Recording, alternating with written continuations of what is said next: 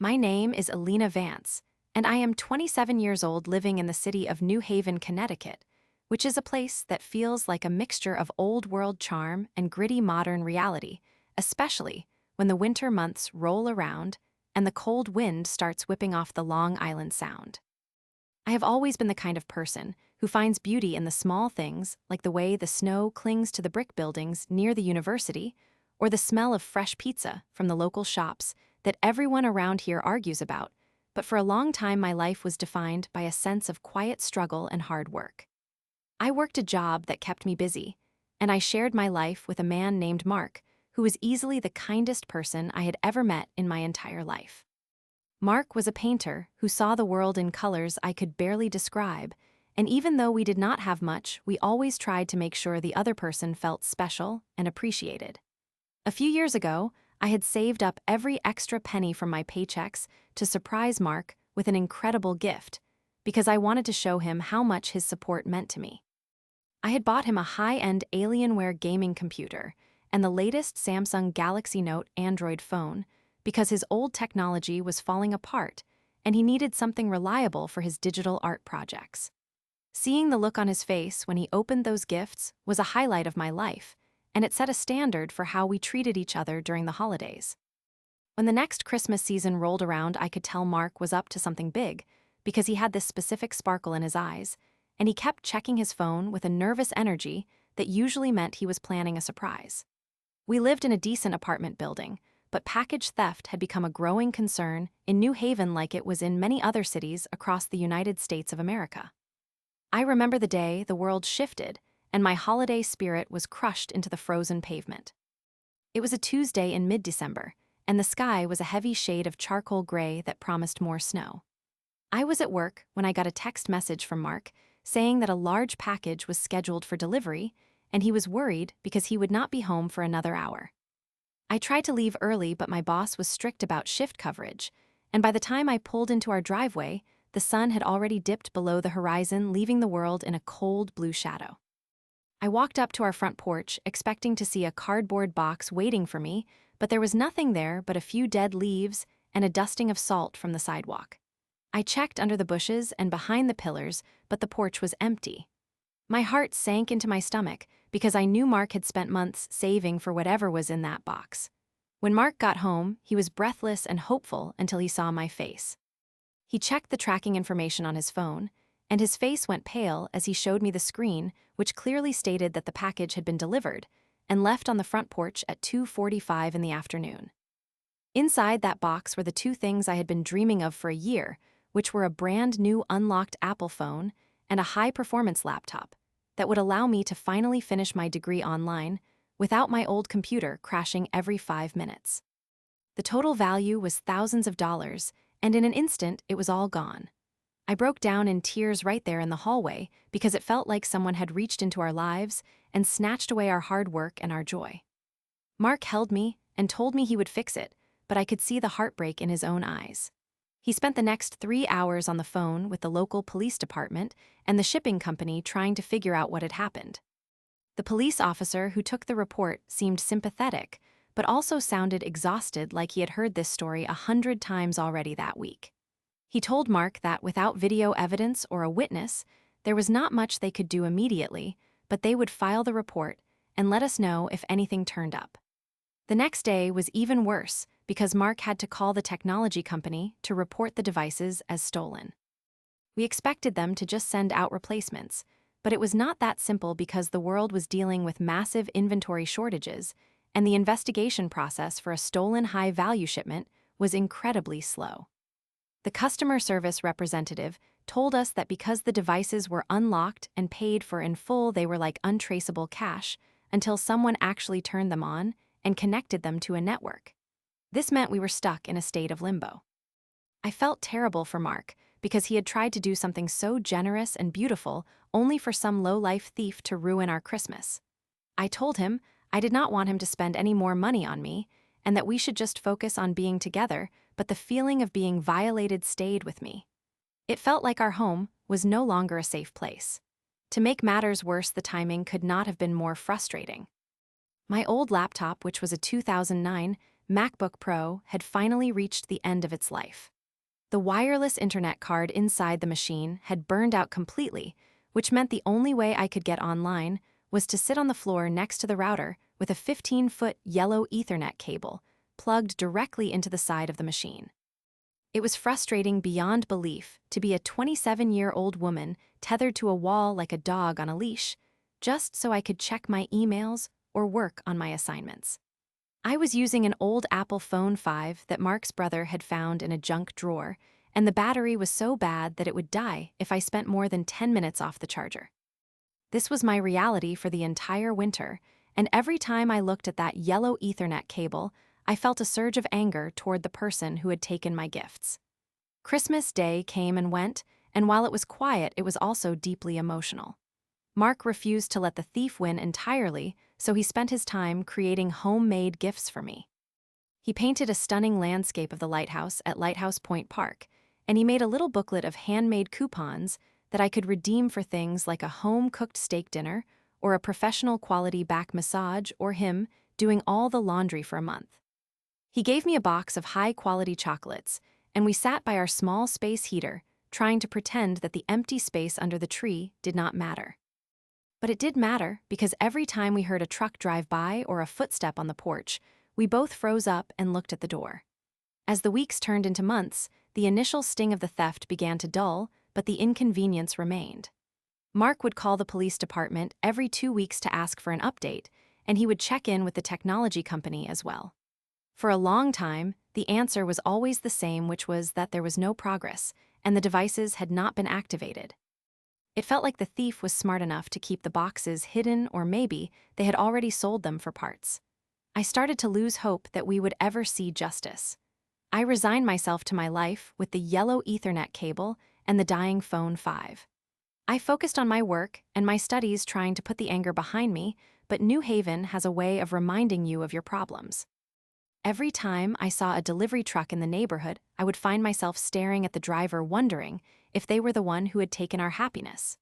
By the time the spring thaw began to melt the gray piles of snow along the curbs, I had almost forgot about the investigation.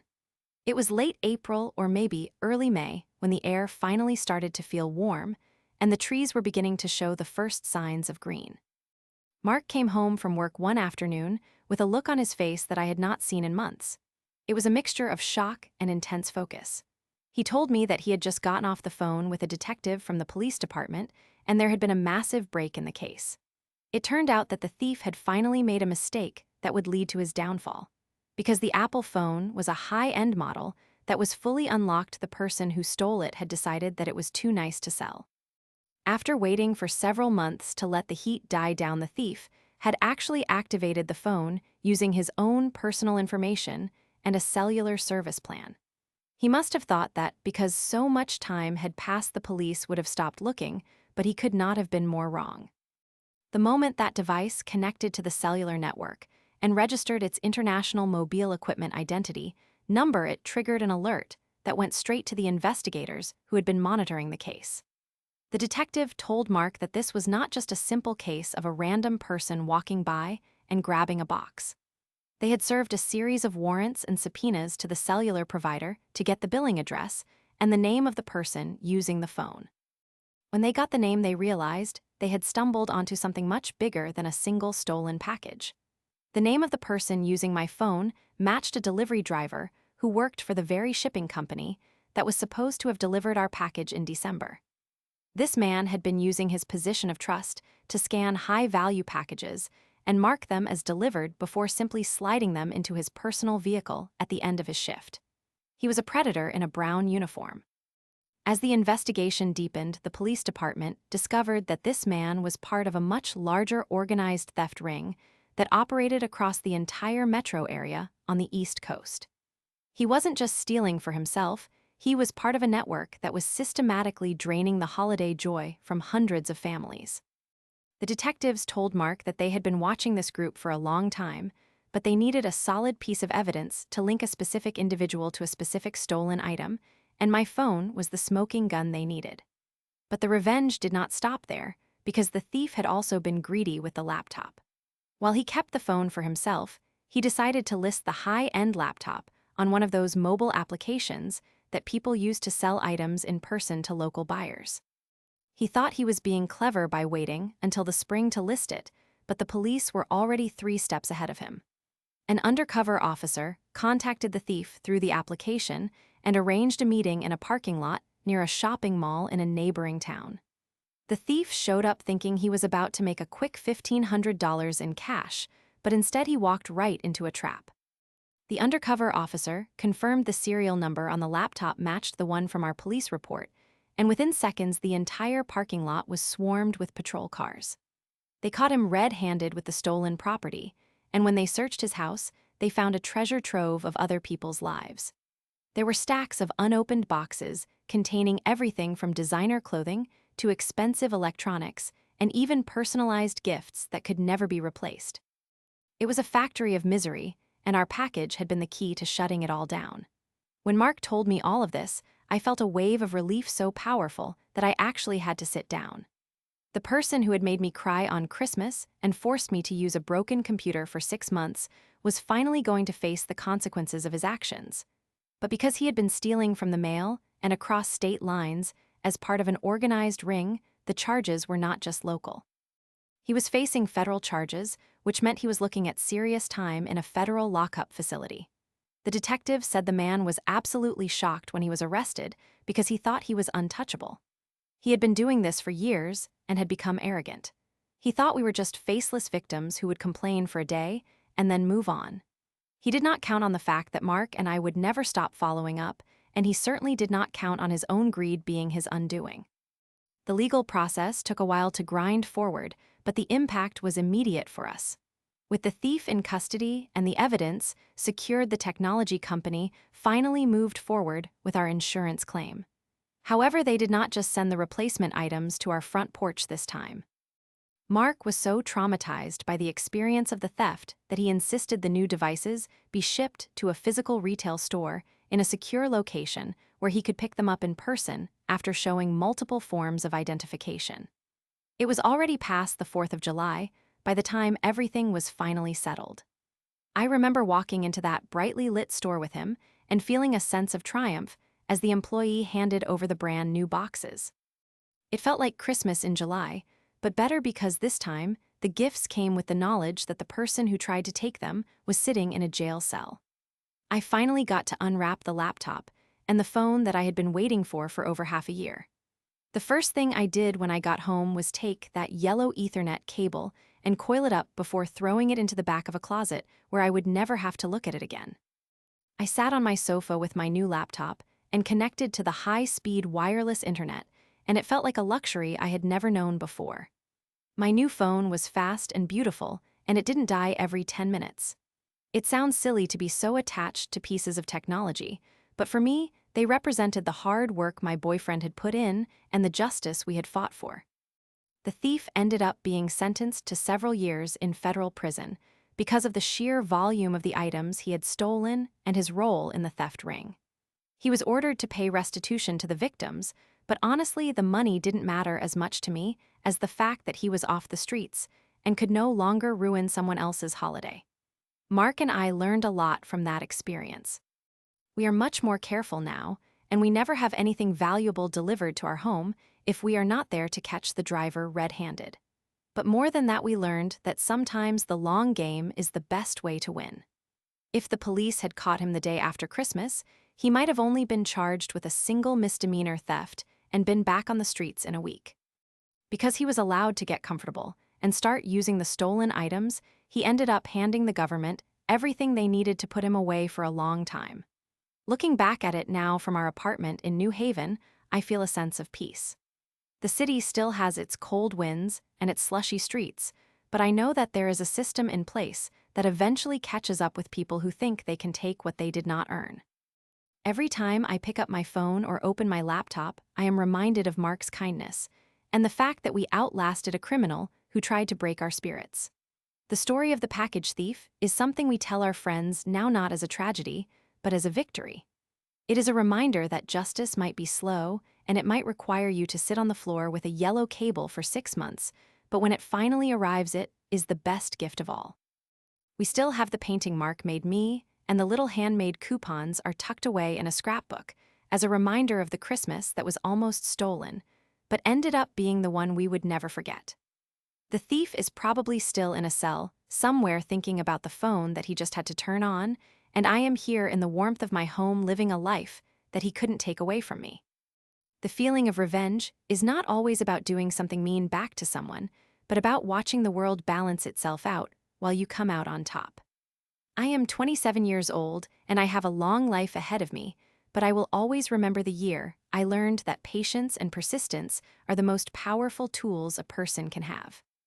New Haven is a beautiful place even in the winter, and now when I hear a delivery truck on the street, I don't feel fear or anger, I just feel a quiet sense of satisfaction knowing that the man who used to drive one of those trucks is exactly where he deserves to be.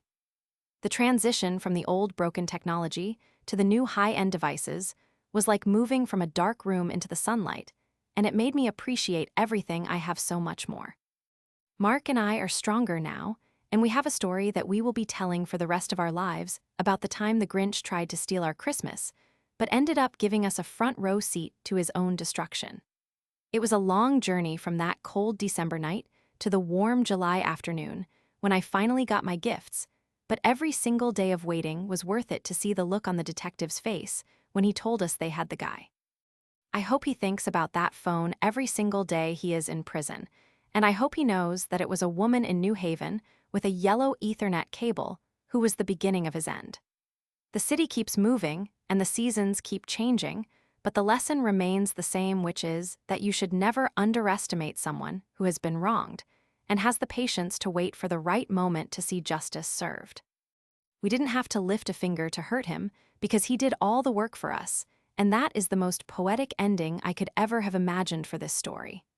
I am finally happy, and my technology is finally up to date, and the world feels a little bit more fair than it did before. I remember the specific feeling of the keys on the new laptop the first time I typed on them, and it felt like a victory march. I remember the clarity of the screen on the new phone and how it felt like I was seeing the world in high definition for the first time. All of those months of frustration were just a setup for the massive payoff of seeing the justice system actually work the way it is supposed to. Mark still paints, and he still has that generous spirit, but now we both know that we are protected by our own vigilance, and the fact that we are the kind of people who don't give up.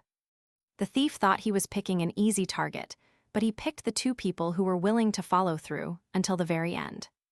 The story of Elena Vance and the package thief is one of my favorite stories to tell because it proves that even in a world that can feel cold and indifferent, there is still a way for the good guys to win and for the bad guys to get exactly what is coming to them. I don't hate the man anymore because hate is a heavy burden to carry, but I do enjoy the thought of him sitting in his cell, realizing that he was his own worst enemy. My life in Connecticut is good, and I am grateful for every moment of it, especially the moments when I can look at my phone and know that it belongs to me and only me. The thief's mistake was thinking that a stolen item could ever really belong to him, but he learned the hard way that you can't build a life on things you take from others. I am sitting here now writing this and feeling the warmth of the summer air through the window, and I know that I am right where I am supposed to be while he is exactly where he earned a spot. The long game of revenge is a beautiful thing when it is played with patience and a little bit of help from the federal government. I am proud of how we handled it, and I am proud of the life we have built in spite of the people who tried to tear it down. Christmas will come again this year, and I know that no matter what happens, we will be ready, and we will be happy because we have already won the biggest fight of our lives. The end of this story is not just about a phone or a laptop, but about the fact that we refused to be victims, and we turned a bad situation into a story of triumph that will last us a lifetime. I look at Mark, and I see a man who would do anything for me, and I look at myself, and I see a woman who is no longer tethered by a yellow cable or a broken spirit. We are free, and we are happy, and the thief is just a memory in a police file. That is the best revenge anyone could ever ask for in this world.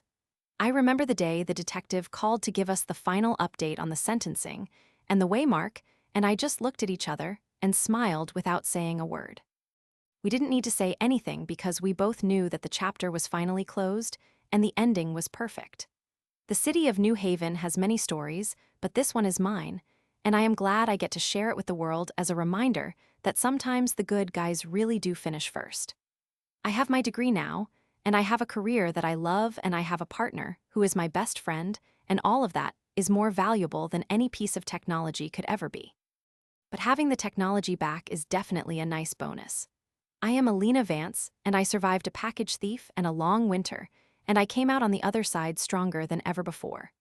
The story is long and the road was bumpy, but the destination was exactly where we needed to go, and I wouldn't change a single thing about how it all turned out in the end. The thief is gone, and the sun is shining, and my phone is fully charged and ready for whatever comes next in this beautiful life of mine. I feel like I can finally breathe easy and enjoy the quiet moments without worrying about what is waiting on the porch, because I know that I have the strength to handle whatever challenges come my way. The lesson of the stolen Christmas is one that I will carry with me forever, and it will always remind me that justice is a dish best served with a side of federal charges and a long memory. I am happy and I am at peace, and that is the ultimate victory over anyone who ever tried to take something from me. The world is a big place, and there are many people in it, but as long as there are people like Mark and me who are willing to stand up for what is right, the thieves of the world will always have something to fear. This is my story, and I am glad it has such a happy ending for me, and such a deserved ending for the man who tried to ruin it all. I am moving forward with my head held high and my heart full of joy and a brand new laptop that works perfectly without any cables at all. Life is good and justice is real, and that is all I ever needed to know. The sound of the wind in the trees outside my window is a peaceful sound now, and I am ready for whatever the future holds for us here in New Haven. I have my life back, and I have my happiness back, and I have the satisfaction of knowing that the thief is exactly where he belongs. It is a good day to be alive and a good day to be Alina Vance. I am content, and I am proud of the woman I have become through all of this. The story of the package thief is over, but my story is just beginning, and I can't wait to see what happens next in this wonderful journey. I have everything I need, and I am surrounded by love, and that is the greatest revenge of all. The thief can have his cell and his regrets, but I have the world and my future, and I wouldn't trade places with him for anything in the entire universe. I am free and I am happy, and that is the best way this story could ever end.